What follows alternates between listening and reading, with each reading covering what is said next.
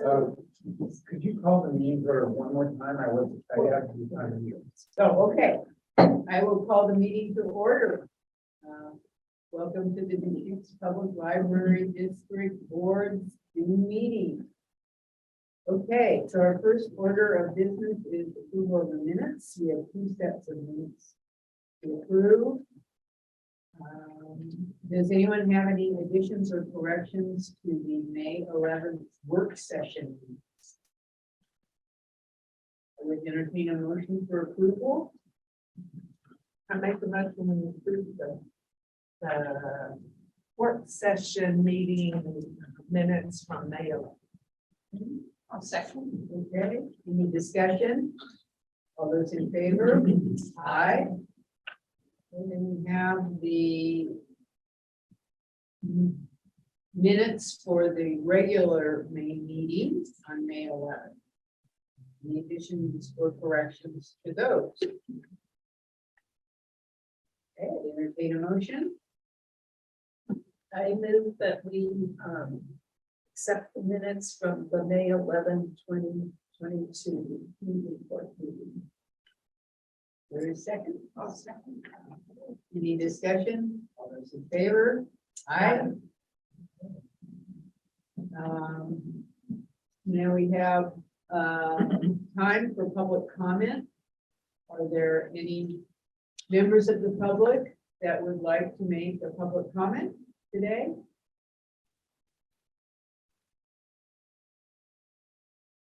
Hearing none, we will close this portion of the meeting. Next up is a public hearing to accept comments regarding the 2022-23 fiscal year budget. She is now. The board is committed to hearing from the public, and we're pleased that you are taking the time to speak with us today. We ask that you limit your comments to no more than 3 minutes. And this announcement is for both public hearings that we're going to be having today. While we will not directly respond to public comments or engage in dialogue with speakers, we seriously consider input from the public. Public comments and meetings is one important way that the board receives feedback, and it enables us to do our job of formulating policies to govern this. And you can take the time to speak to us. The purpose of this public hearing is to take comments on the district's draft findings supporting, for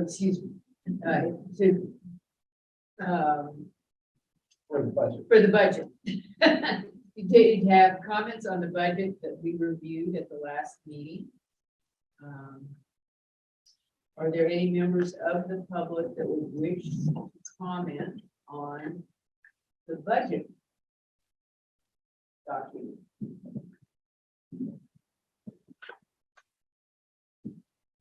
Okay. Hearing none, we will close the public hearing portion of the meeting.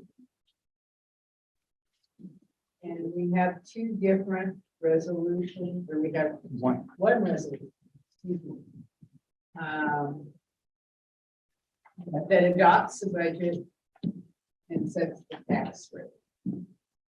And I point out, I'm handing you an updated one. I had an error on the last budget. If I put it there on purpose to see if anybody can catch it, nobody caught it but Robert, so. That's good. That was my annual review. Yeah. Exactly. Let's see, everybody get 3 pieces of paper from there. So just to highlight, in the budget you just approved, it was, I had the correct amount on this page. That was correct in your budget. And then on the state form, it didn't capture a formula. So it was at a lower amount. So it should be the exact same as the other one, 56,705. It's not material enough for us to reconvene the budget committee, but I just want to highlight that's the one difference from what was given to you in your packet. Okay, Yeah, now so go that- down to page And what page is it? Oh, that is on, so the incorrect one is on page 25.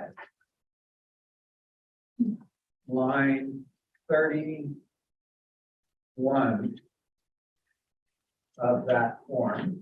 Okay, so it's just off, it was off. It's off by about 14,000. Yeah, there was other benefits and it picked up one of the other benefits, but not the other. Okay, And so that is that, what that generated was, it changed slightly the amounts on the resolution number 9. That's why it is the corrected resolution.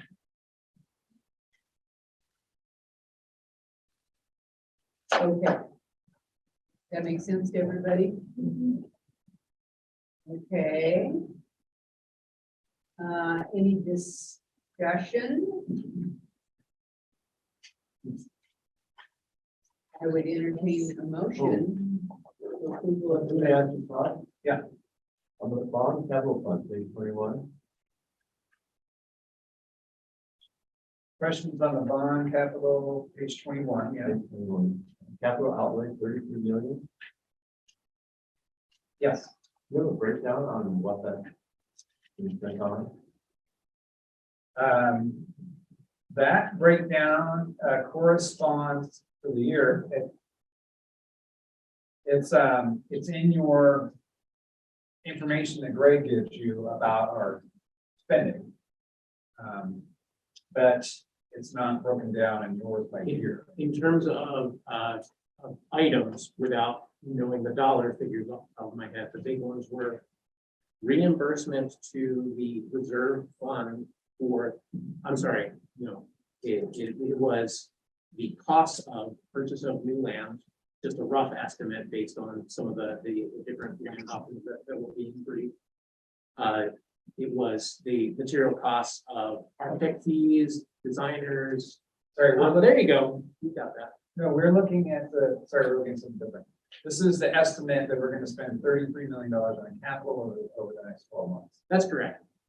Yeah, so in the next 12 months, potential land purchase, Right. architect and design fees, the owner's representative fees, and then new construction with the renovations. It's a portion of the branch project will be beginning in this particular period. And Oh, and Redmond will start in this period as well. The architecture fees is not in the materials and services. No, the architect fees are folded into the value of the construction in progress. It will ultimately be capitalized as part of the value of the project. Okay. Thank you. Okay. Any other questions? Okay. Entertain a motion. For adoption of resolution number 9. Make a motion that we adopt resolution 9, 2022-23 budget.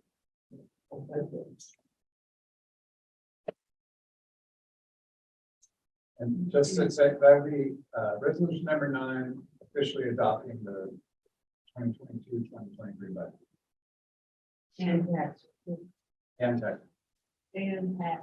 Well, I would just, just to be safe, I would just leave it at resolution number 9. Yeah, right. If and it's all written in here. Yeah, right. It's, yeah. It all. Sorry. Okay. Do I hear a second? Second. Okay. Okay. All those, any further discussion? All those in favor? Aye. Aye. Opposed? Okay, we have a budget. Okay.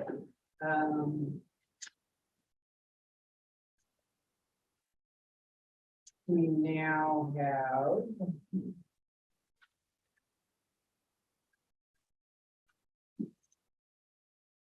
a public hearing.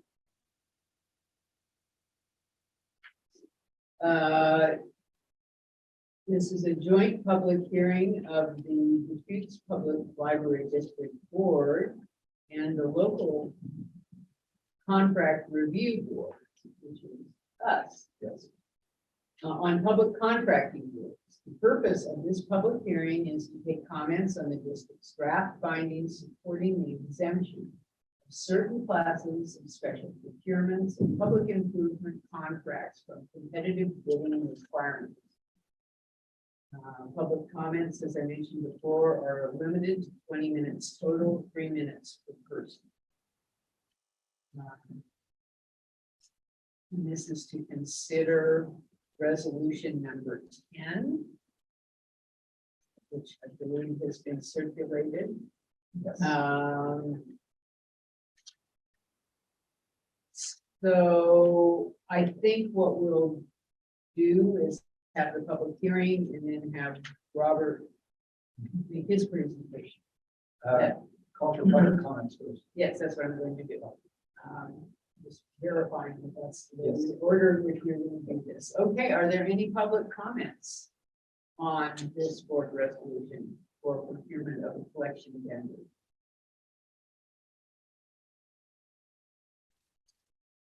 Hearing none, we'll close the public comment section of this hearing and resume the regular board meeting. Yes. I just want to give an explanation of what we're doing. Yeah, then I want to, I'm gonna, and yes, and let us, I guess we should hear that as the yes. local contract review board. Okay. Sure. Just, Oregon revised statutes has purchasing rules for agencies. They're a massive set of rules. So what happens with, the local contract review board is what we can do is work with our attorney and narrow it down to what we actually need. And so as we formed a contract review board a year ago and adopted those rules. And then I'm about to hand it over to Robert, but basically what we're looking at is any exceptions we make to those rules, we have to form this contract review board to approve any changes there.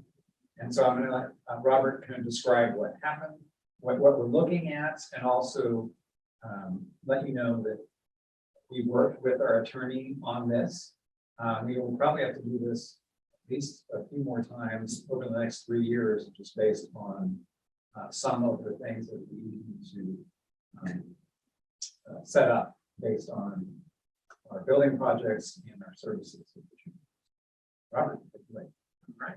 Thank you, everyone. So I'm addressing both your capacity as our library board members, as well as the local contract review board. I'll be presenting the proposal we're putting in front of you for either adoption or not. But I've asked Emily O'Neill to address any of the technical questions about the decisions that led up to this and the technical services element of this, because that's really at the heart of it. What we're looking at here is a situation where several different efforts are overlapping and working together. So in this particular case, as you're aware, technical services have been engaged in a large-scale project to address and reapproach its classification system to move away from Dewey and to what we're calling a word-based classification system. To boil it down just to the elements that affect here, it is a custom system. So no other library district is going to use like the classification system that we are going to use here. And furthermore, it won't really conform to either Dewey or to BISAT. It is its own thing. So that's strand number one.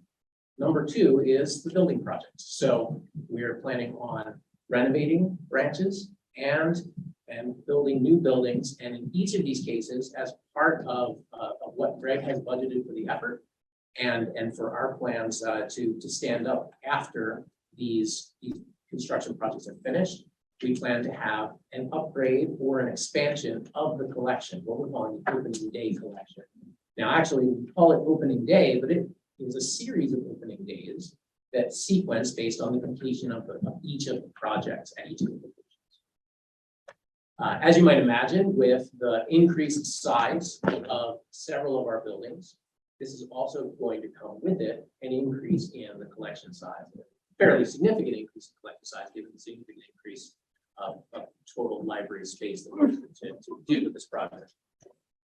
The third element is that we are coming to the end of the 5-year contract that we have with Baker and Taylor as our primary provider of materials services. So they provide us with print material and what the contract calls spoken word audio. And basically, the kinds of collections that we work with Baker and Taylor are coming to the end of our present contract with them.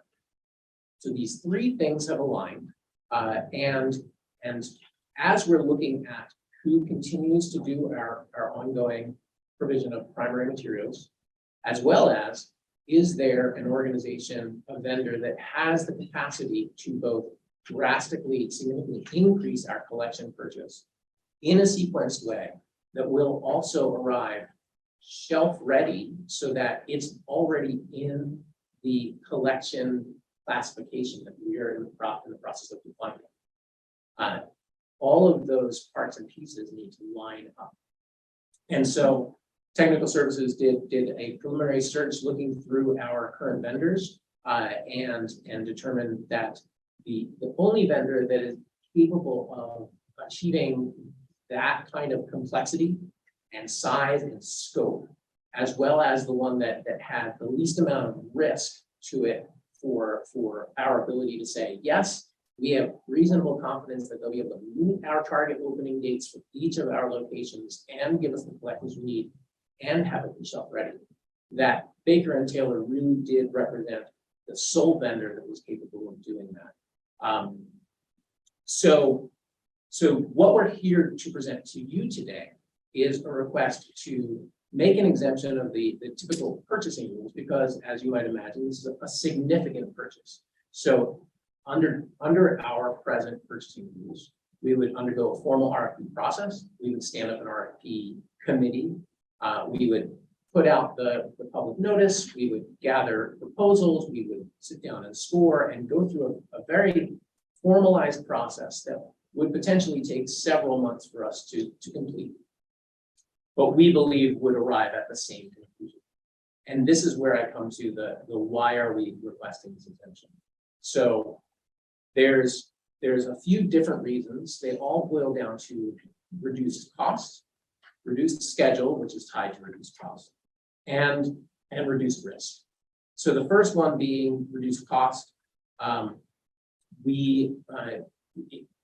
We've determined that Baker and Taylor has the capacity to be able to provide collections in a shelf-ready state. So if you can imagine hundreds of thousands of new materials arriving and having it arrive incompatible to our customized classification system, that's a lot of additional hours of work of our staff to go through that collection and then get it into a shelf-ready state versus arriving shelf-ready. So that would carry a lot of additional labor cost and also opportunity cost of work that staff would have to be diverted from in order to do this work. In addition, we looked at a possibility of, well, maybe we can get creative and sequence the provision of opening day collections to each of the projects, which on the face of it would seem to be a way to parcel the work down into a smaller scale. But as we took a closer look at that, it really started to make less sense from a cost standpoint. Because one of the big benefits from making a purchase with one vendor is that we can make this as a bulk purchase at the bulk purchase pricing for a large collection buy versus doing separate RFPs for a variety of different vendors, going through this process multiple times, and then getting pricing on a much smaller set of collections of each of those. So that's cost. Schedule, obviously, the process itself does take quite a bit of time, having gone through that for the selection of Baker and Taylor 5 years ago. And we can tell you that it was a multi-month process. It was very rigorous. However, there is a definite schedule impact because of the size of what we're asking for. Baker and Taylor has basically told us that they need over a year's worth of lead time in order to get everything sequenced just right in order to make this happen. So there is a timeliness to us coming to you and saying, we understand we could follow this process, but we think we would still arrive at the same conclusion. And then there would be several months down the road. And then finally, reduced risk. So again, as I mentioned, the fact that we understand that Baker and Taylor has both the track record and experience of having done this for other libraries with multiple construction projects with multiple opening days and being able to sequence it. And as far as ongoing provision of services, the fact that we have a long track record with them where they've demonstrated that they can deliver what they promise is what they deliver on the time that they deliver it. And we have a very good working relationship with them. So we are able to have regular meetings and ensure that these big projects can stay on track. So for cost, schedule, risk, we do believe that it makes sense for us to approve this resolution. And then at this point, I'd open up to any questions if you have questions about that. How did we arrive at the decision? I just had a clarification question. When you say shelf ready, does that include the RFID? It does. Yeah, so shelf ready includes everything that my team would normally do. So everything comes cataloged, processed, RFID. It's ready to go hopefully immediately onto an AMH and go directly out to the screen. And this plugs into our I'm sorry. No, I can't. Our system for making books available to the public. Yes. Yes, our catalog. Yeah, we've been doing shelf ready with Baker and Taylor for 5 years. Right. So that part is not new. What is new is just the massive capacity, the volume that we would need for opening day collections and then making the adjustment to our profiles with them for the new classifications. And we will be doing all of our existing materials ourselves. No, as a matter of fact, that will be coming to you. So as Robert alluded to, and I think Todd did as well, this type of resolution, we will likely need to come to you a few times over the next few months. One of which is going to be here in July. A second sole source provider resolution for a company called Backstage. And Backstage is the only vendor that comes in and does reclassification projects. So we're Okay. hoping to bring in Backstage with your approval, but you'll hear more about that. Yeah, it just seems like, I know from just the picture books that it is such a huge effort. Yeah, picture books with 30,000 items and our team loved it and it was a fantastic team building exercise. But we have 300,000 items and I just don't know that we can scale that times 10. I have a question.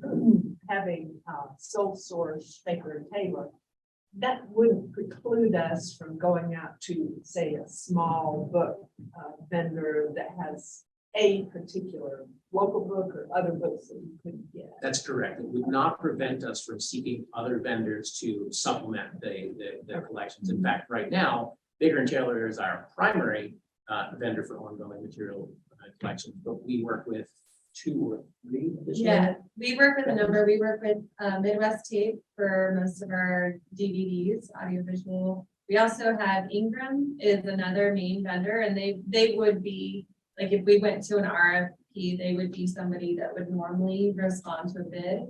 But we did reach out to Ingram with our new customized classification system, and they confirmed that they cannot do shelf ready for a customized system. So that's one of the reasons why they would be out.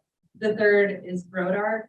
And Brodart, we typically only buy our Spanish materials from them and they can't do capacity. So they're they're often delayed in getting our materials to us quickly and they just cannot do the scope of work that we want. So those are the 3 main contenders in the world of providing library materials, and because Brodart and Ingram naturally won't work, the only true option left is Baker and Taylor. But we do buy from, I think all in maybe 15 different vendors. So primary is who gets our big money, but lots of other vendors get our little money.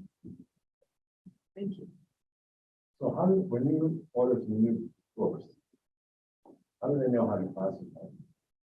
Oh, man, that's a great question. So currently, so using Dewey, that is naturally in a record, right? So that's what most libraries use. What my team is working really hard on right now is mapping our new classification system to data points that exist in bibliographic records. So either mapping the new classification to subject headings, or in some cases, remapping Dewey to the new classification. And then we send that to hopefully Backstage, who will help us when we convert the current collection. And we also send that to Baker and Taylor, who will make that adjustment to our profile for when we order new materials. You said they're doing this already for other libraries? They do, yeah. So there's a lot, there aren't a lot, but there are a number of libraries that are going this direction, really big names. Anything in Colorado, Maricopa, which is all of Phoenix, and Meridian, which is up in Canada. So, and Baker and Taylor is the primary material vendor for all three of them. What's been those other libraries' experience? Well, that's why we're doing it, is it's a gross success. We know that Dewey does not work well. People don't know how to use it. It's full of bias. But beyond that, it has increased circulation exponentially at all of the libraries, and overall a huge positive feedback from customers and users. How big are yearly orders? We on average buy about 60,000 new items every year.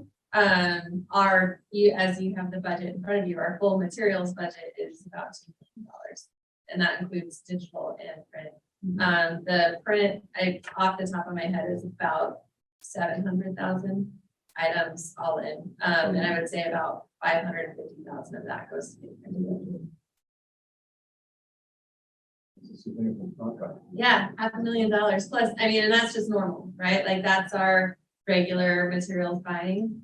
But with the opening day collection, it's a very pretty penny. It's an important contract to award because it is a lot of money and people will care. Yeah, I remember in past ALA and PLA meetings. Going to the booth for the meeting and like, ooh. Yeah, they like this. You Go want get the your prizes, swag. come to the contest. Yeah. Great. Thank you. Okay, any other questions? I would entertain, now we are approving this as both boards, the joint board, correct? Yes. Okay, And the language of the motion is in the memo that's here. right. So at the bottom of that page. Memo. Are you ready, Ann? Yeah. Okay, I move to authorize the resolution number 10 exempting the purchase of customized library services for opening day collection and print and spoken word audio, ongoing material from public contracting requirements, and approving a contract specific special procurement and sole source procurement under District Rule 137-047-0275 and ORS 279B.07. okay. Do I hear a second to that eloquent motion? I'll second. Okay, any further discussion? All those in favor? Aye. Opposed? Passes unanimous. Thank you very much. Thank you. That's great. Okay, I'm going to adjourn our joint meeting of, or as local contract review board and district board, and we will go back into regular board. So first up on that is bond updates from owner's rep. Morning or afternoon. Going through the report, but just an overall summary of where we're at. On schedule, we're continuing to proceed as planned and as scheduled with the Redmond Sisters Lapine projects. So those are tracking right on our timeline as regionally established. Sun River was restarted following our last board meeting and actively going on that. And so that will be updating our master development schedule to align with that work commencement and what that timeline will be. As we know with Central, we're going through the process of evaluating the land options and looking at where are we on that and timeline for that. And I've built a schedule based on what we've talked about and what we've studied, what we're going to present to the board today on the different properties that we're looking at and what that timeline means. And downtown Bend will follow with that. It's not any activity now, it wasn't planned, it just follows Central. And currently East Bend is on hold as well. The plan is that following today's meeting, knowing what our next steps are, we'll be continuing to update our master development schedule with anticipation of publishing a new master schedule here by the end of this month in June. And that publishes, it goes out to all of our team members, all of our consultants, contractors, and everybody as well as EPL. And then we do post it to the website. So should somebody want to see it, it's a public document. But it lays out our plan. Within the board pack, I have a very small summary table there with key dates. I'll update all of those dates to the extent they've been able to reset any of them and publish them there. And then my summary schedule, which is attached to the report, monthly report, which is the one pager, I'll update that as well. That's currently showing the prior Central, downtown, and East Bend schedules. So I'll bring those all up current. So in the July, at the July board meeting and the June report, you'll see that change. So otherwise, those are tracking, like I said, the active projects are tracking right to our master development schedule as planned and moving right along. The budget aspects, overall, there hasn't been any adjustments to the budget. That continues just to be set as is. So as we've allocated funds previously to each of the projects, those have remained. There's been no adjustments to sources. The one adjustment we've made in the past has been to the interest forecasted, but we've received nothing new from 5%. Each month I go through and analyze the budget of how are we doing and where are we looking at. So, the very active projects, Redmond, we received and went through our design development budget with the team this past month and look at a variety of alternates options that the architect had asked Perfect Data to put together pricing. And that way we can look at the different options we had, and it had to do with all of our skin, our roof, our energy conservation measures, how we were going about our structure of our system. So we had a lot of alternates. It really gave us a good insight into what can we accept, what can't we accept from cost and budget, a value standpoint, where things were important to us to capture that. That was a really important milestone as we moved into our construction document phase. Construction documents are technical documents that we would build from and get permitted plan check. So we really wanted to make sure that at this phase of completion of DD, we make as many decisions about our design as we can. And those decisions are driven by multiple schedule, cost, how the building's going to function, how it's going to look. So as we literally did another update yesterday in our team, and we were sitting within like 0.5% of our original budget. So we're right on track. We haven't touched any contingencies at this point. So our contingencies are really sound. It's tracking right to our budget, and that's with being able to add some features in that the architect wanted and to adjust others. So we're very happy with how that progress is going. I can say the interaction between our design team and our CMGC has been really good. They're very engaged. As we went through our meeting yesterday, they scheduled a meeting for the afternoon to do a follow-up, and I got an email last night telling me everything they did and where they were at. So it's just a, part of that team process that we always talk about. We'll make sure we have a good cohesive team. And I was really happy with what I saw, how they interacted together. So Sisters and LaPine went through very similar. That's with SunWest Builders, who's our CMGC in that project, as well as the Municipal team. And that was through their design development budgets as well. We also had SunWest update their conceptual budget based on the floor plan that we reviewed last month, so that we can look at it to make sure that we look at the branches as a whole, how were all of them, and what's the health of all of them. Collectively, they're all slightly under budget, but right at budget. Again, not touching any of our contingencies, which is where if I can carry the contingency all the way into the start of construction, I'm going to be very happy. Usually I expect to have to cap it at some point. But right now we're doing really well. I think we have sound and appropriate contingencies and estimates for cost escalation in both the Redmond with Kirby and the Sisters and LaPine with SunWest. And so those budget reviews, the same thing, we're able to go through them. We'll look at all of the options, make sure that the design was properly estimated. We've got everything in there that we want, and that's fitting within our budget constraints.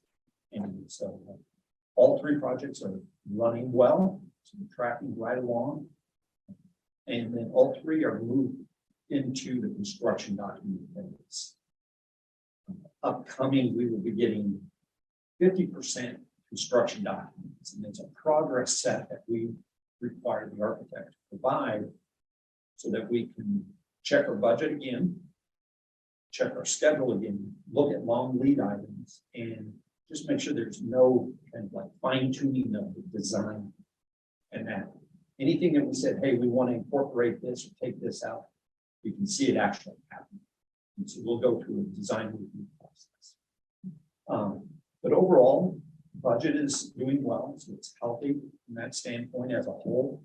I would expect that the next kind of budget adjustment will come potentially the end of June or in July as we go through our 50% CDs, to look and see, is there any adjustments that may need to be made? Generally, that's going to be between projects, if anything. I'm not seeing a need to use contingencies at this moment. But that'd be something if we do, we'll share that with you. And that's all in that summary of costs that's in there. That covers our costs up through the end of April that have been paid out and so no other real revisions to that. Procurements and contracts, just some, the change orders, some things that we talked about last month have been processed, nothing new and major. One of the big things that we talked about last month was we're going to execute with Kirby Nagel out their pricing for the DLT. And we've been going through that. And that, again, was one of those good moments where I really saw Miller Hall diving right in, looking at the costs that we were approving to make sure what we were buying from that supplier is what it's an early purchase. So have we captured everything they're wanting? So they're really looking out for our best interest. They want it to align with the design, but it helps us prevent potential cost impacts, change orders later down if we've got it properly scoped out and bought. And so that document's been going back and forth with the team this week, ourselves and Kirby and Miller will digest that and get ready to execute. So that's moving along. Nothing new with insurance. It probably won't be for quite some time until we get into purchasing our builder's risk policies at the end of the year for the projects that will start out. On the entitlement section on Central Library, we'll probably go in more detail about that separately. So probably won't cover much there.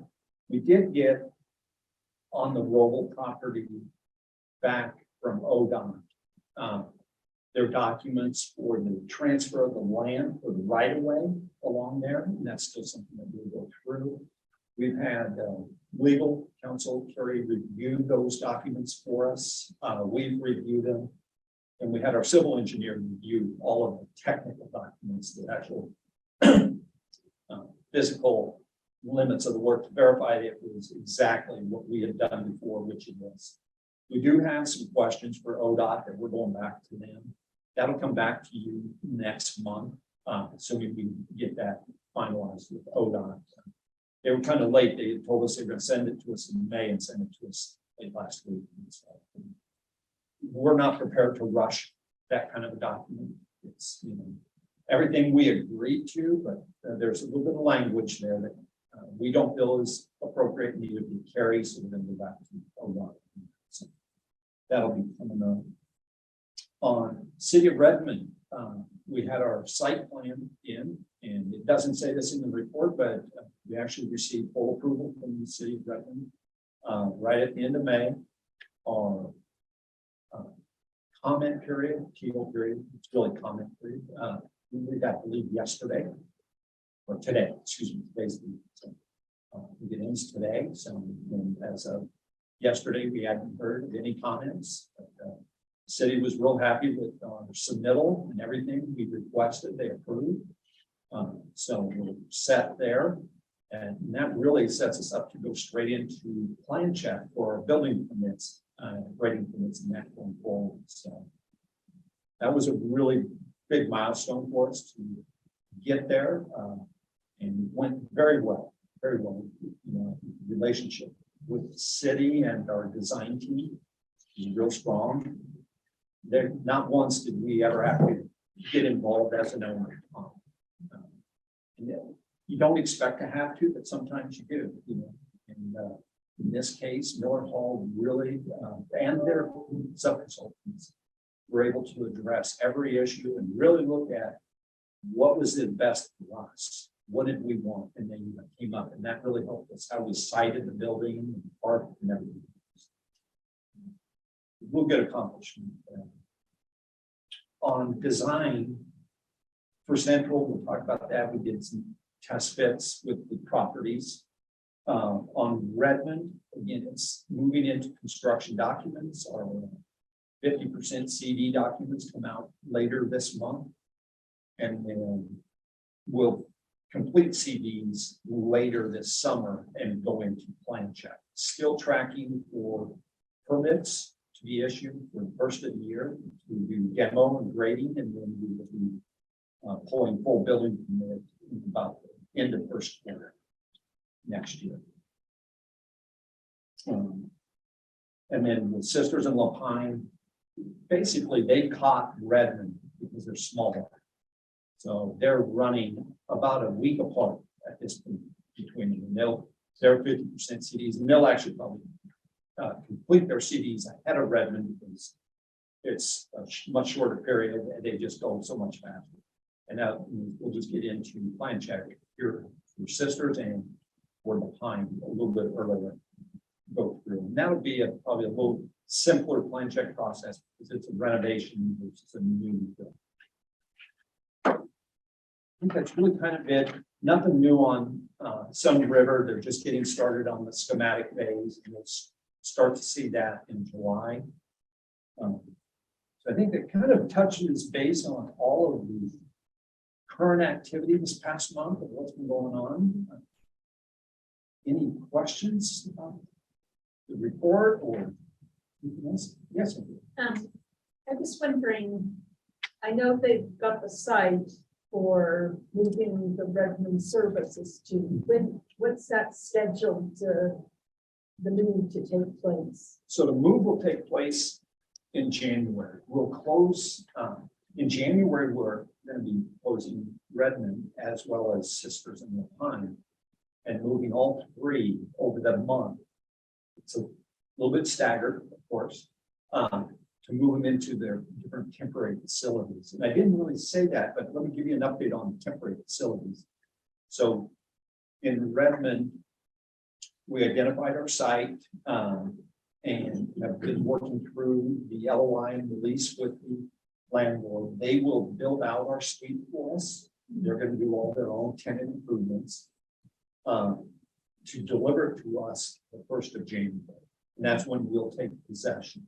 And at that point, we'll install our shelving and all of that to set it up ready to use. We'll do our own shelving and furniture and IT support. So that one's that. Here in Sisters, we're actually going to rent a trailer, which will go right there. Oh, I'm sorry, right, on that corner, yeah. Right out front there. And so we'll have a temporary trailer set up out front there, and that'll be a rental. And so we've already gone through, got final pricing. We're finalizing some of that. We will lock in that order here at the end of this month for the trailer rental in order for it to be ready for, again, to be. Trailer, I mean, more like a portable unit they use for classrooms? Yes, very similar. It'll be a double wide in there. And so we've looked at it and said, okay, how would we use that space? And again, we'll utilize shelving and furniture that's existing here to fit that out. And then in La Pine, we have a temporary space with the Park and Rec department across the street that they're going to allow us. They went to their board just this past month or so to confirm approval of allowing us to use the space, rent the space, and they are also doing a few modifications to the space for that. They want to have separate bathrooms for our use and separate bathrooms for the other uses of the building.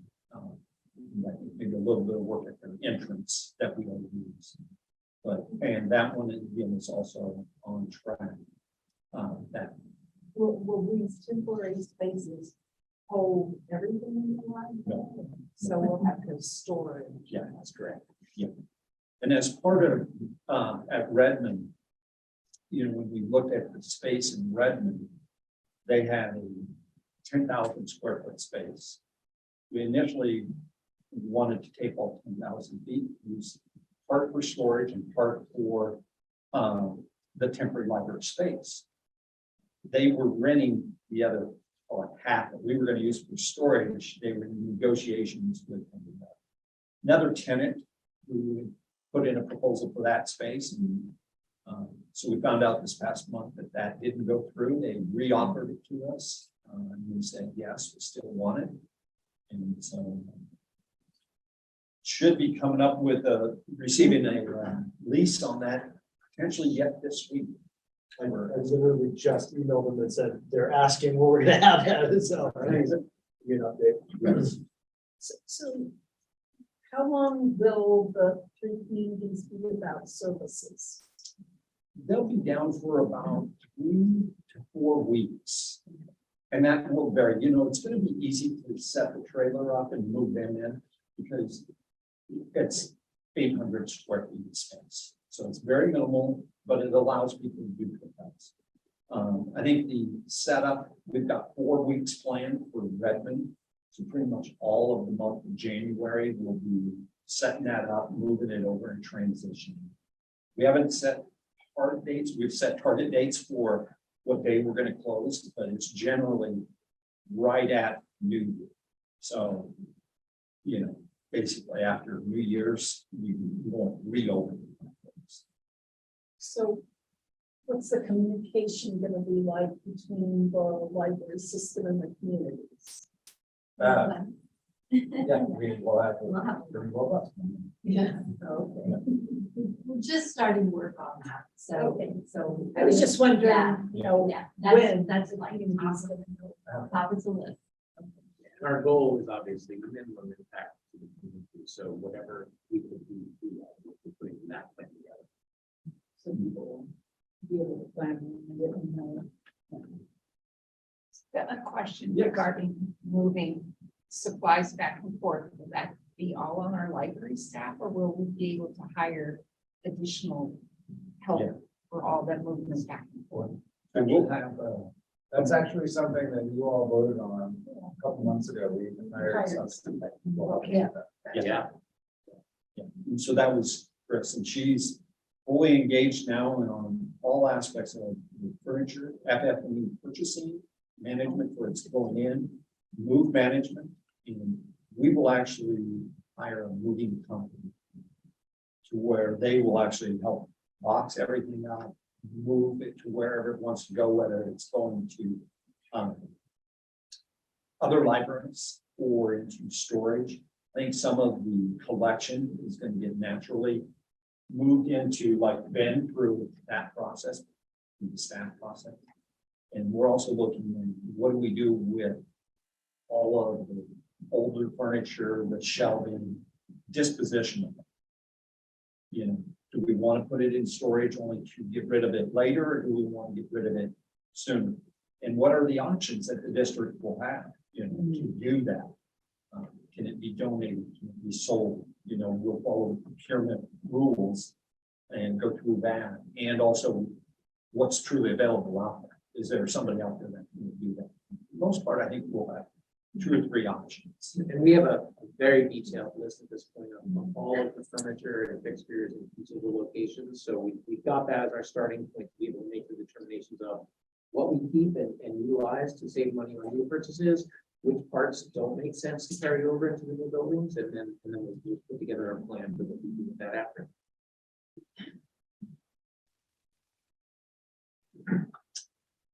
Any other questions? Yeah, great. I think page 2. On the budget. You have, cost impact will be determined by the evaluated consumption and evaluation of alternative solutions, execute the bond program. What do you mean by alternative solutions? Execute the bond? That has specifically to do with central library. So once we determine what option we want to execute on, then we'll look at the whole bond. You know, we have the whole budget for the whole bond. And then I've taken and broken that budget into all the projects and allocated the monies to each project. We'll relook at all the projects, the total dollars to say, okay, how is each one doing? Is there excess in any, are any of them in need of dollars? When we look at what's the impact from the central bond project. That's what I'm meaning by that. I'm looking at the whole bond. Okay. So then on the last sentence, there's a whole impact. And you're saying that money left over from central to be allocated to anything else. You're not thinking of reducing budgets to anything else. Cover central overflow. I don't know what that answer is yet, but you know, I think we have to look at, based on once we select a piece of property and we start into that, you know, we're going to start in knowing, okay, what are the cost impacts that we estimate. Currently, I have estimates that we'll talk about that come about because of purchasing a new piece of property and placing the library, central library, on that different piece. But I think it's proved really big to do a full reevaluation of the whole budget. And not just one piece. So, and then to see whatever happens to all of them. Currently, there's no changes to any of the program of the other libraries. You know, 3 of them are on hold, of course, being Central, Downtown Bend, and East Bend. The other 4 libraries are all proceeding at this point. So the central costs actually increase over the budget. Now, you look at the entire budget, and you allocate funding throughout. Yeah, the central costs are gonna go up, absolutely, because we're gonna have land costs to deal with, we're gonna have design costs to deal with. We'll have escalation costs to deal with the time impact. And so we have to look at, okay, we still have the same budget. How do we absorb those costs within that same budget? That's our next step. Once we know, okay, here's the direction we're moving forward with, then I have to sit down and go back through with our whole team, another planning exercise. Say, okay, how do we deliver, the project within our budget? And what is that? And there's going to be, sacrifices in the scope of the work to achieve that budget. Absolutely. I don't know what those are today. Right. And that's why I try to say that in my report so that everybody knows, this is the process we go through. This is not an unusual process for a project that when it happens like this, you've got to work through step 1, step 2, step 3 to get there. Yeah, you'll come back to the board and you can change it. Yep. And I think that, as long as we're within our budget and we're within the program and everything else, we're going to march forward. Schedule is a major component, always is. Always said that, and that's something I have to drive hard. And the whole team, all of you, all of us, all of my design and contracting team, to really push that. As we get direction, we're going to push forward quickly. We will definitely keep moving forward all along. But I think we have to be able to move within the boundaries that have been set, advancing as swiftly as possible, in a controlled manner, very controlled manner. Well, we're still shooting for 5 million donations.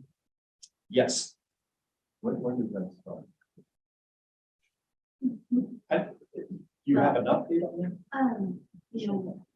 The changes in the shifts to central that caused a setback for sure.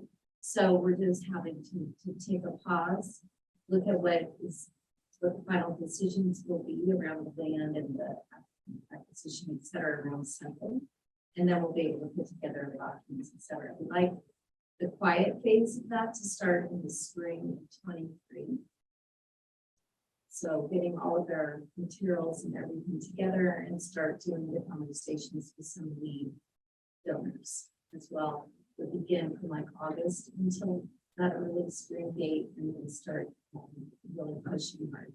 And then the public campaign, do a quiet campaign for about a year and then you begin.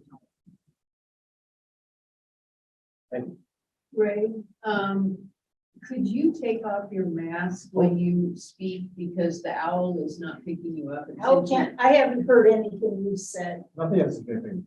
I'll pick something up you say. Oh, I'm sorry. Yeah, so if you can just remove your mask Oh, okay. briefly when you talk, that would be helpful. And I'm having trouble hearing you too. Oh. Yeah, you're very muffled down at the table, so. Okay, any other questions for Greg? Okay, that's a good thorough report. Thank you very much. We're going to be talking more about this later in the meeting. So next up is our monitoring report on emergency library session planning. Do you want to introduce this? Yes, so this is a probably one of your shortest policies is that I shall not fail to prepare at least 2 managers proficient at director level in financial management, human resources, and board governance. And those 2 are Lynn Mildenstein and Chantal Strobel. Listed the areas where they're covered. I think you've seen a lot of direct observation. They're at all of our work sessions. And I've been doing this a number of years. So my recommendation is that we find that we're in compliance with this policy. Any questions? Okay, if there are no questions, I would entertain a motion. We're in compliance with the emergency library director's succession. Executive limitation. I'll make the motion that we are in compliance with the emergency library directory succession policy. Approved this policy. Your second? Second. Okay. Any discussion? All those in favor? Aye. Aye. Those? Passes unanimously. Thank you, Tracy. Taking on this responsibility. Yeah. Now we have people in the waiting. One is now. Oh, I've got people in the meeting. Okay.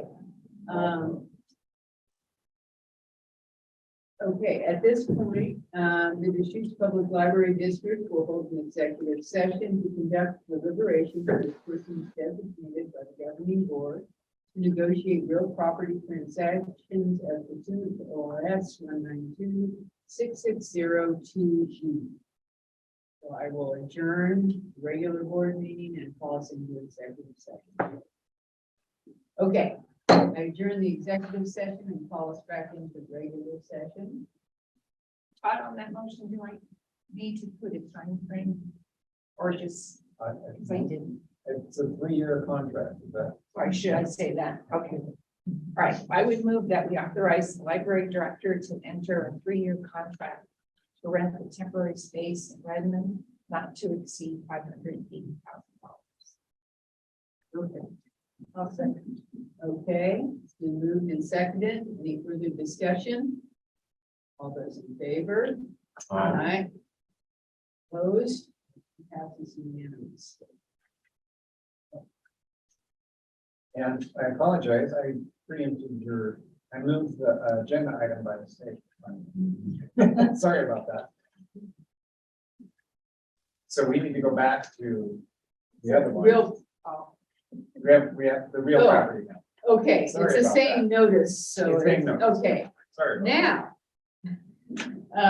The Deschutes Public Library District will conduct another executive session to conduct deliberations with persons designated by the governing body to negotiate real property transactions as pursuant to ORS 192-6602E.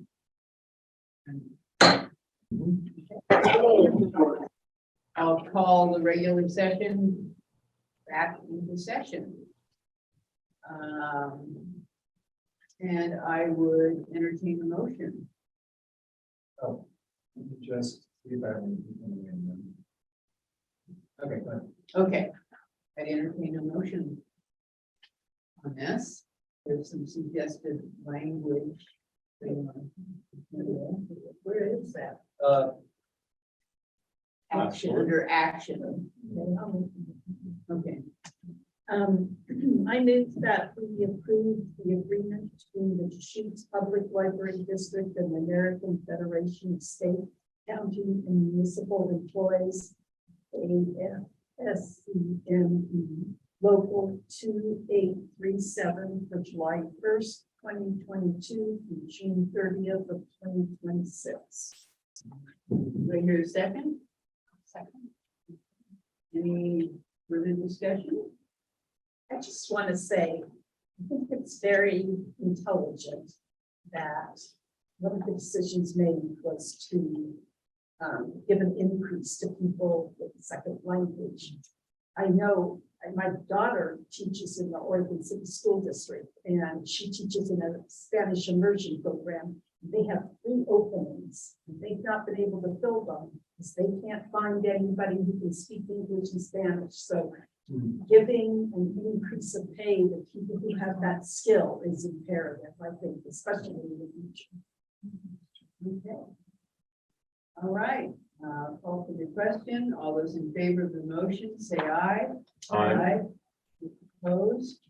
Motion passes unanimously. Thank you to everybody who put in hard work on this, because I know it is a lot of work and it's a lot of hours, and so thanks to everybody on both sides. Okay. I have something that's not on the agenda, and I apologize, Todd, for not thinking of it earlier. Okay, But we are gonna have to have election of board officers next month.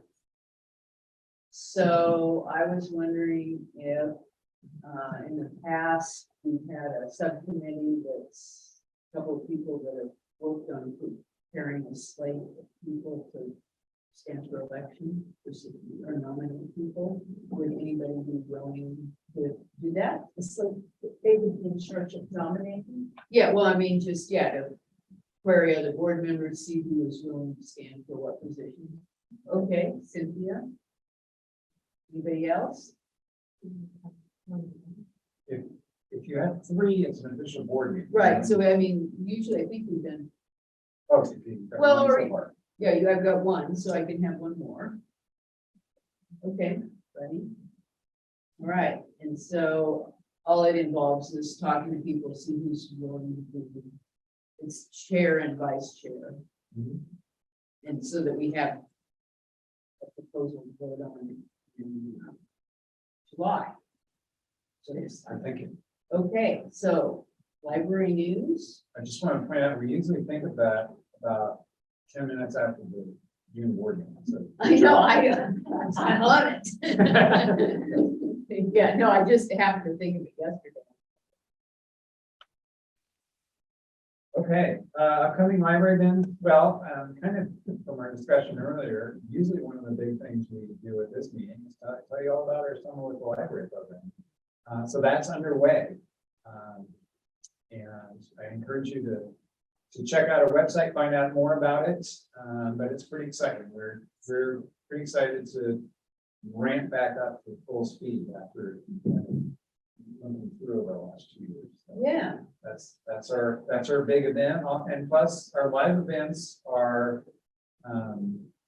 starting to take off. We had our El Dia de los Niños program in Redmond, where we had over 450 participants.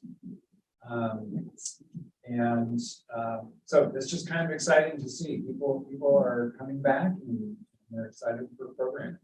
Since there's no space for 450 people at the Redmond Library, where did this take place? It took place at the Hartman campus. And so we had to use this partner with the schools and that. They had about. And I was also just gonna say, and then if you happen to be, I think it's in Great Park, the library will be present for the Juneteenth celebrations, which are gonna happen on Saturday and Sunday, not this weekend, but next. 16th, or no, 18th and 19th. Yes, and we'll also be participating in the following weekend, for the Pride Day also. So we're happy to be out and about again. okay. That's awesome. Like the world is waking back up. So, and I know from talking to people have really missed our program. I mean, it's a mainstay in a lot of people's lives and they missed us. So it's great. yeah, and I held off on the bigger programs. Yes. But, you know, Yes. Foundation news, novel, well, I'll let Sean Paul talk about it because it was, people were back in droves for that and it was very popular. So Sean Paul, do you want to give some info? So we held our first in-person novel idea since March of 2020. And it went really well. So we had the programs that were ahead of it for the whole month of April, and those were very good showing of the average audience around 48 people. And we had some that were 80 and some that were 25. But so our average was around 48.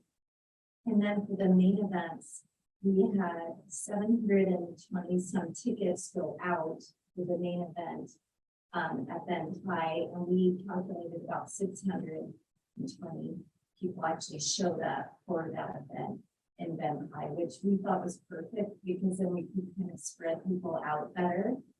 COVID was kind of rising again, so we were getting a little nervous. But so it was a nice space. So we could fill the auditorium and still give people some breathing room.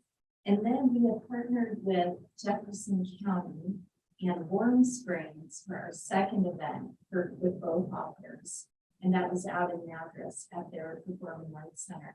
And that was a much smaller group. We had a total of like 36 people attend, but it was very intimate and it was a neat audience to see, like a mom with children from Warm Springs came in because both of our authors were Native American. And so it was a much more intimate and special event. So we were really pleased. We were very surprised that people did show up so strongly. We didn't know what it would be this year. And we are trying to do hybrid programs because we're seeing that people want to be in person, but we also want to be able to take care of those people who cannot come in at a certain time for an event, et cetera. So we were doing a hybrid. I'm one of those people who Oh, really good. appreciate the hybrid Okay. because I can't hear anything when I go into an Right. auditorium. And I love the program Oh, that you had. I good. went to every one of the programs. Oh, you did? Wow, They were oh great. my God. It was Good. excellent. Yeah, and then, just thinking about the future with programs as we close the different libraries, it has been great in Redmond specifically that we're working with some really good partners. Thinking about where we're going to be doing some of these programs, and we just did one on Friday night with 2 authors at the music hall. And, Right. Yeah, the Redmond Music Hall, which is in the church, I forget which church, but anyway, we had a really nice turnout of about 55 people.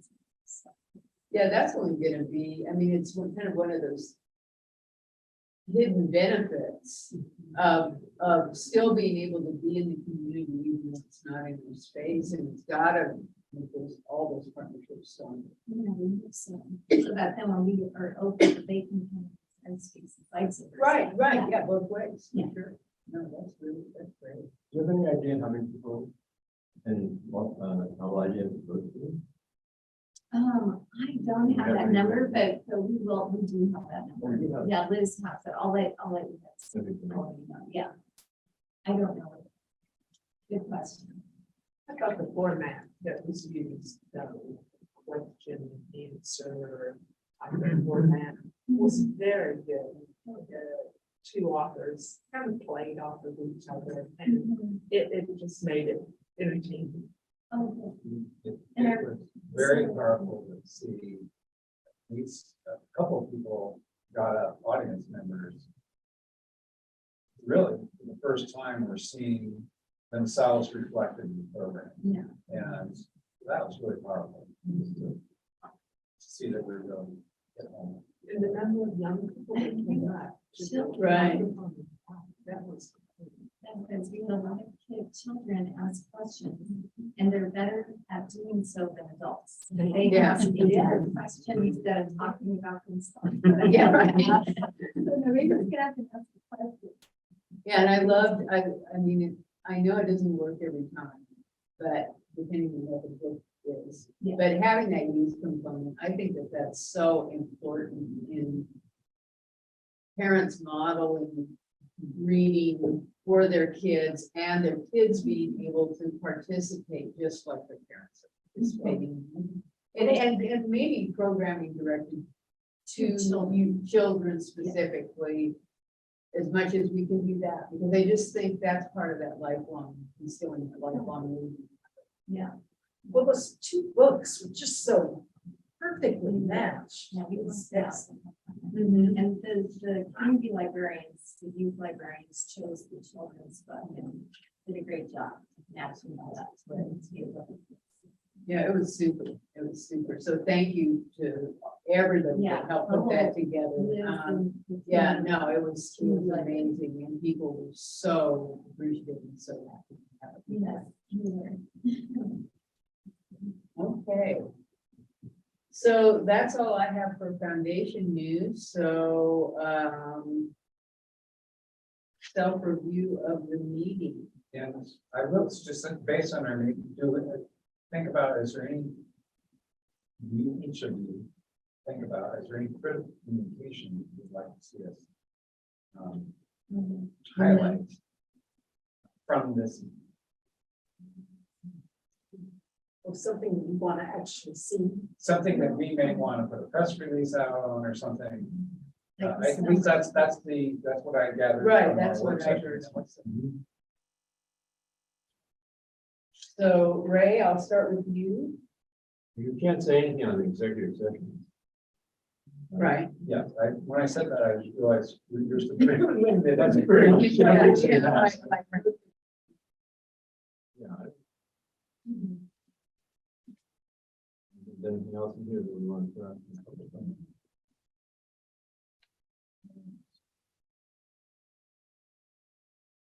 Yeah, No. okay. Otherwise, how did you think of the? Me, what one? I've never sat through so many executive sessions. But Ann did a good job of going in and out. And out. I feel like you're. Yeah. What that's for. Ann? I agree. It was a good meeting. We spent most of it in the executive session. We covered a lot. I agree. I think it was a very good meeting. We all tended to stay on target and listen to the presentations, which were excellent. So I appreciate it. And I agree. And it was a good, I appreciated the work session too. I thought the work session, we got some things out there and discussed them and have some possible solutions going forward. I agree completely, and that's exactly what I was going to say. I thought that was a really good open discussion. I appreciate everybody being willing to share and be honest, and I think we have some really good ideas for moving forward about how we can work together better. So that's everybody. All your good ideas. So with that, oh, and Todd. So I echo all that, and I just highlight that this is your last chance to take a look around the Cedar Library, because it's going different. That's really, yeah, that's kind of cool to think about, isn't it? Okay. All right, well, thanks, everybody. With that, I'll adjourn the regular session for the last time today. And how many times did you?